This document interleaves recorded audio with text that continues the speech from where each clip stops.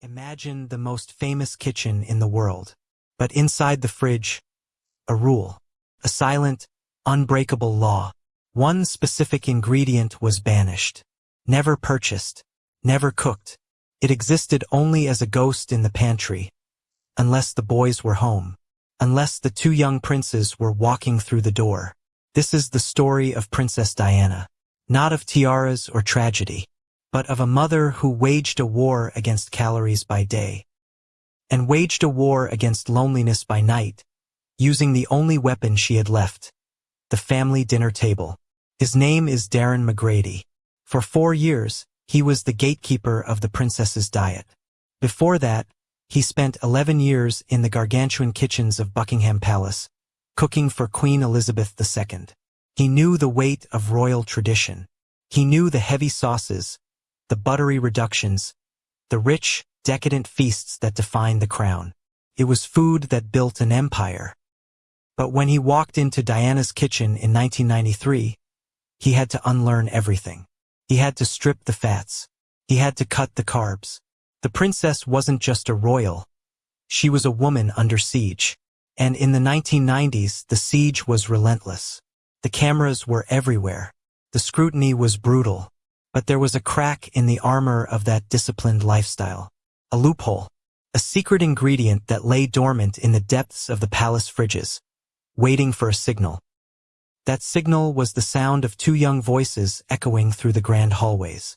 William and Harry were home. And when they were home, the menu flipped. Diana was a health fanatic. But this wasn't vanity. This was survival. In the public eye, every pound gained was a headline written. Every curve was dissected. She felt the world was watching her body, judging her. So she took control. The princess was into healthy eating, Darren recalled. So we never had beef on the menu. Think about that. In a country where the Sunday roast is practically a religion, where beef, cooked rare and dripping in gravy, is the king of British cuisine, it was banned. She refused pork.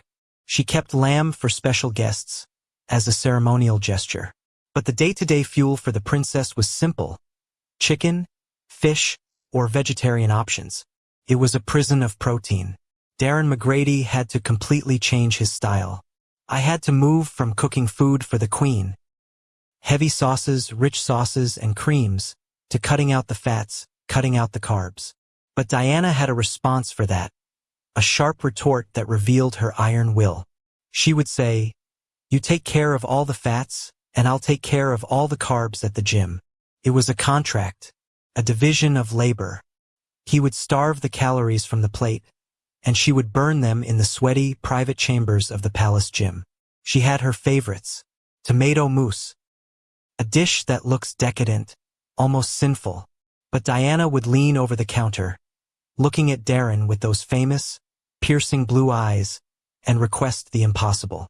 "Make me a fat-free version." The chef's job was to create flavor from thin air, to make a dish sing without the richness. It was a culinary art form built on restriction. It was the sound of a woman holding on to the last shred of control in a life that was spiraling out of her grasp. But then, everything changed.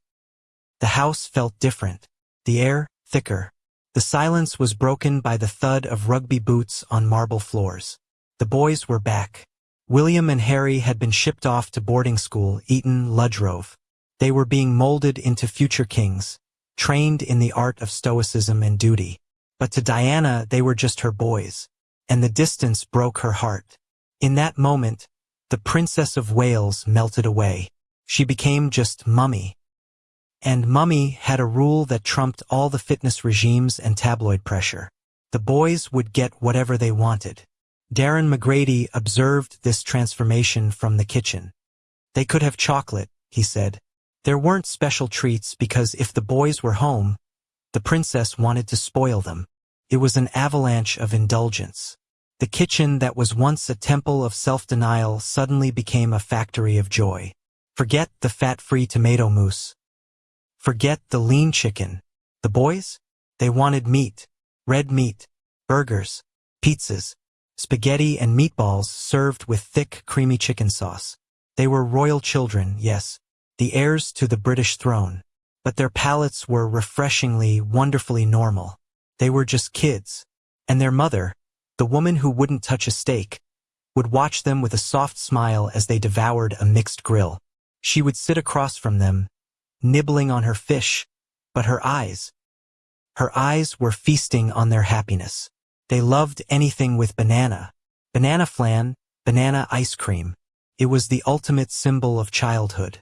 Why bananas? Why spaghetti? Because these weren't meals. They were memories.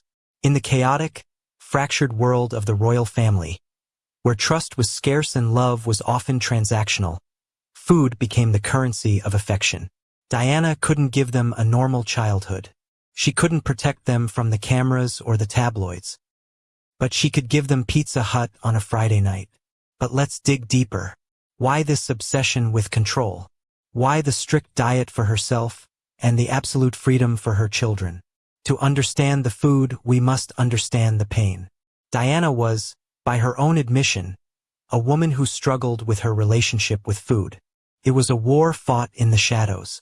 The pressures of royal life, the crumbling marriage to Prince Charles, the isolation, it manifested in eating disorders.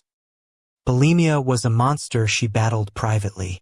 Controlling the fat, cutting out the beef, was her way of taming the chaos inside her. She needed to feel mastery over something, because she couldn't control her husband's heart, or the paparazzi's lenses, or the constant threat of failure. Take care of the fats, and I'll take care of the carbs at the gym. It wasn't a joke. It was a mantra of survival in a world that valued her image over her sanity. But with William and Harry, the rules vanished. Psychologists say that when a mother restricts herself but indulges her children, she is projecting a hidden truth.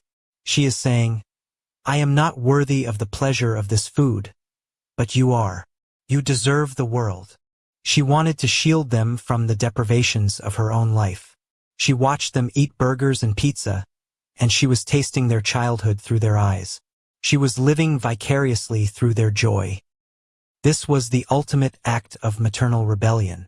In the royal hierarchy, beef and heavy sauces were the food of the crown, the rich feasts of the queen. Diana rejected that. She chose a lighter, modern path. But in allowing her sons to eat commoner food, pizza, burgers, spaghetti, she was breaking the protocol. She was teaching them that they were not just blue-blooded royals. They were human beings with human cravings.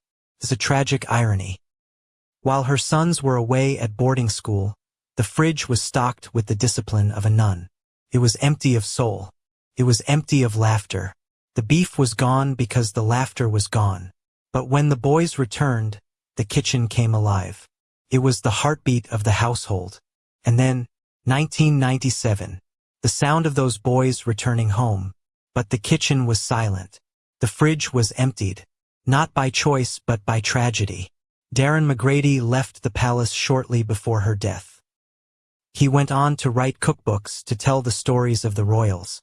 But the story that always sticks with us is the simplest one. The story of the beef that was never cooked. It's a lesson in love. Because food is never just food. It is a language. It is a hug. It is an apology. Diana showed us that you can be the most disciplined person on earth. That you can resist every temptation and maintain every standard. But the moment your children walk through the door, discipline should give way to delight. She wasn't just feeding them pizza. She was feeding their souls. She was telling them, I know the world is hard. I know the world expects perfection from you. But here, in this house, with me, you can be messy. You can be full. You can be happy. And those boys grew up. They became men. They became husbands and fathers. And you have to wonder, when they are in their own kitchens tonight, cooking for their own children, Charlotte, Louis, George, Archie, Lilibet, do they crave spaghetti and meatballs? Do they ask for banana ice cream? Because she was a woman who knew that sometimes the most important thing in the world is a hot burger, shared with the people you love most. And as for that beef, that pork, that strict, rigid diet, it was a cage. A beautiful, well-maintained cage. But the moment her boys came home, she threw open the door.